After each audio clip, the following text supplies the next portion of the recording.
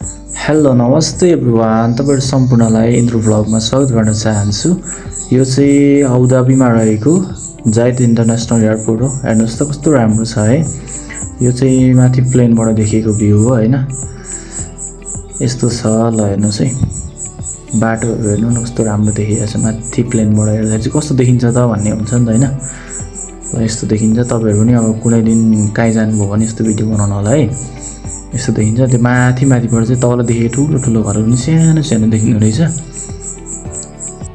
यो चाहिँ हेर्नुस् ल, मान्छे प्लेनमा चाहिँ यसरी चढिन्छ है। यतापट्टिको साइडको ढोकाबाट चाहिँ मान्छे यसरी प्लेन भित्र प्रवेश गर्ने हो।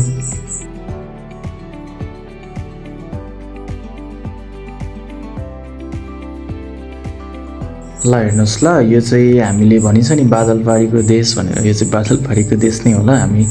हामीले देख्ने आकाश भन्दा पनि धेरै माथिको दृश्य हो यो चाहिँ। यस्तो हुँदो रहेछ। भित्री चाहिँ कुहिरोहरु पुरै जाम भएर बसेको हुँदो रहेछ हैन। यस्तो राम्रो क्या, कस्तो दामी। त्यो कुनै कथाहरुमा वर्णन गरेको कैलाश पर्वत जस्तो के। हेर्नुस् त ठ्याक्कै त्यस्तो छैन भन्नु त।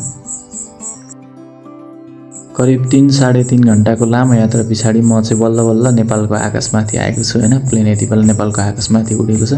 धेरै पछाडी नेपाल देख्न पाउँदाखेरि एकदम एक्साइटेड, एकदम खुसी पनि भएको छु हैन। वाउ वाला फिल आइरहेछ। त्यही माथि डाँडा काँडा हैन, आफ्नो गाउँ आफ्नो ठाउँ हैन। कस्तो दामी, त्यो छुट्टै किसिमको भाइब आउने रहेछ के।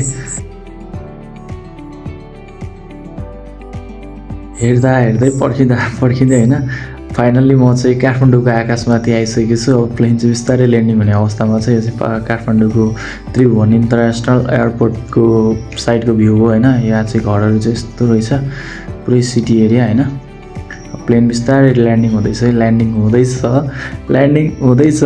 ल्यान्डिङ भइसकेको छैन, हुँदैछ है। प्लेन ल्यान्डिङ हुने क्रममा छ।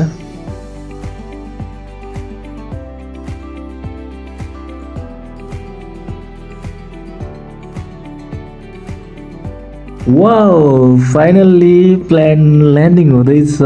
हामी ल्यान्डिङ भइसक्यौँ हैन। जमिनमा हामी म चढेको प्लेनले चाहिँ नेपालको जमिनलाई टच गरेर चाहिँ गइसकेको छ हैन। ल्यान्डिङ हुँदैछ। म एकदमै एक्साइटेड छु हैन नेपालको भ्यू हेर्नको लागि। वाउ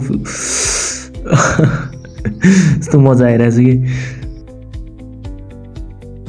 वाउ फाइनल्ली हामी चाहिँ ल्यान्ड भइसकेको छौँ हैन। प्लेन रोकिँदैछ, ल्यान्ड भइसक्यो। यस्तो मजा आयो क्या। मैले यस्तो त कहिले इन्जोय गरेको थिइनँ।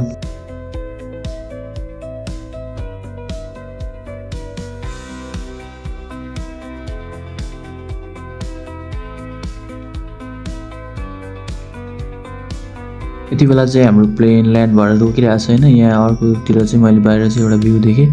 यहाँ चाहिँ नेपाली प्रहरी अथवा स्वयंसेवकहरूले चाहिँ एकजना विदेशी नागरिकलाई चाहिँ चेक जाँच गरिराख्नु भएको छ एकदम हैन। कस्तो रुडली पनि बिहेभ गरिराख्नु भएको थियो क्या। कस्तो हप्काए जस्तो गरेर गरिराख्नु भएको थियो। त्यस्तो चाहिँ गर्नु नहुने हो हैन। विदेशी पर्यटक हाम्रो त गेस्ट हो नि त। हामी नेपालीको बानी नै हामी पाहुनालाई भगवान मान्ने बानी हो हैन।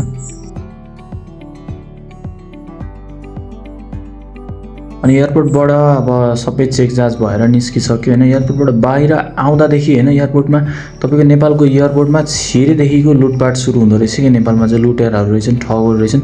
इभन अब सरकारी टेलिकम कम्पनी भयो नि हैन, नेपाल टेलिकम, त्यसले पनि 400 को सिम बेच्दो रहेछ हैन। अनि यति नराम्रो कस्तो क्या चोर जस्तो गर्ने क्या। हामीलाई त कस्तो नराम्रो बिहेभ गर्ने। अनि विदेशबाट आएको हुन्छ, हामीलाई त केही थाहा नहुने गाडीहरूले नि 1500-2000 भाडा लिने है, ट्याक्सीहरूले पनि। अनि होटलहरु त्यस्तै महँगो। यसको कसैले पनि यसको नियमन कसैले नगर्ने हैन, यसको निरीक्षण कसैले नगर्ने, कानुनी दायरामा कहिले नल्याउने के।